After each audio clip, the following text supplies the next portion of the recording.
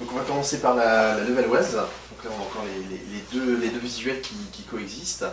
Alors on n'est pas du tout, axé sur le côté absolument local levallois, mais historiquement c'est la première bière qui a été brassée ici. Et j'avais voulu à l'époque lui donner le nom de la ville où était née la première bière, donc la levalloise. On a choisi la 2 chevaux parce que les 2 chevaux étaient produites à Levallois, des usines qui étaient sur les quais qui ont été rasées depuis. Mais donc voilà, ça nous semblait un clin d'œil rigolo à l'histoire de la ville de Levallois. D'ailleurs, il y a pas mal de Levalloisiens aujourd'hui qui boivent de la levalloise et ne savaient pas que les deux chevaux étaient produites à Levallois.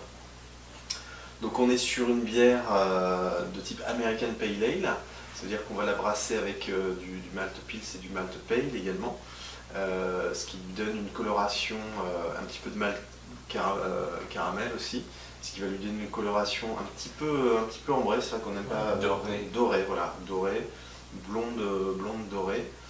On est sur une bière avec une carbonation moyenne et très aromatique au nez, puisqu'on utilise du dry hopping.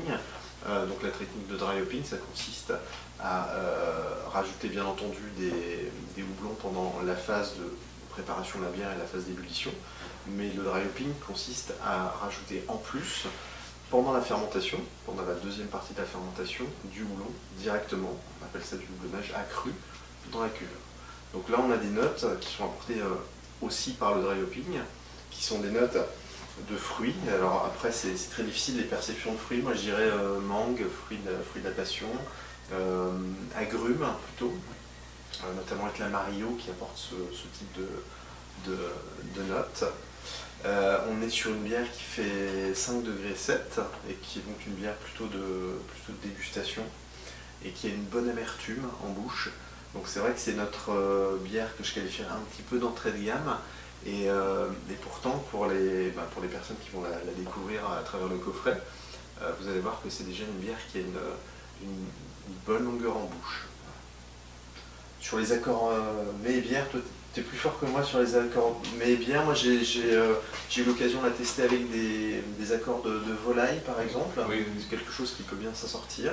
Avec des plats un petit peu plus épicés, peut-être un peu plus relevés aussi. Mais vraiment, c'est assez fort, assez intéressant d'aller bien avec des viandes différentes, même avec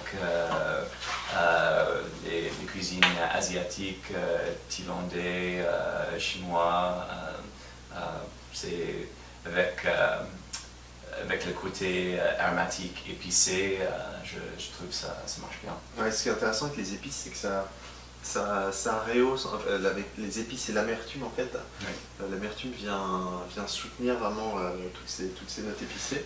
Sur la bouteille on écrit 8 degrés, mais vraiment quand ça commence de chauffer un peu, ça ouvre, il y a plus d'arômes, et le côté de malt c'est élevé.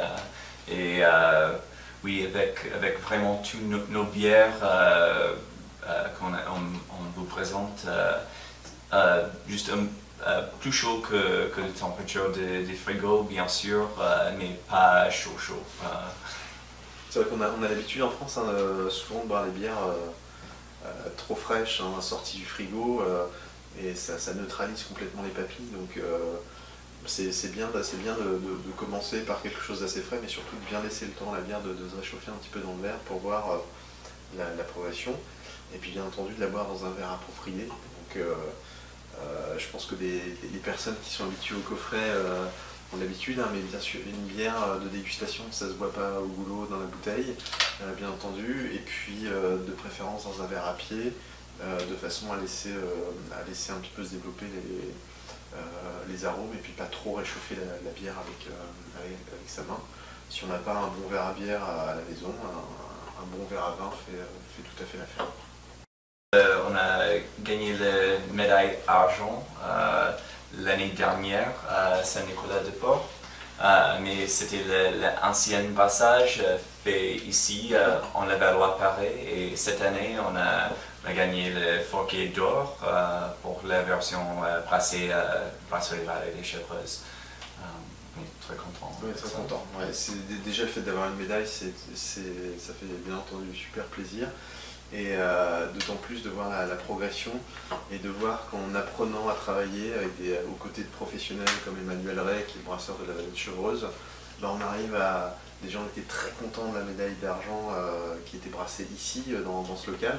Et le fait de travailler avec lui, de réussir à atteindre la médaille d'or, ça veut dire que c'est vraiment une démarche importante et intéressante que de travailler avec d'autres pour faire encore mieux.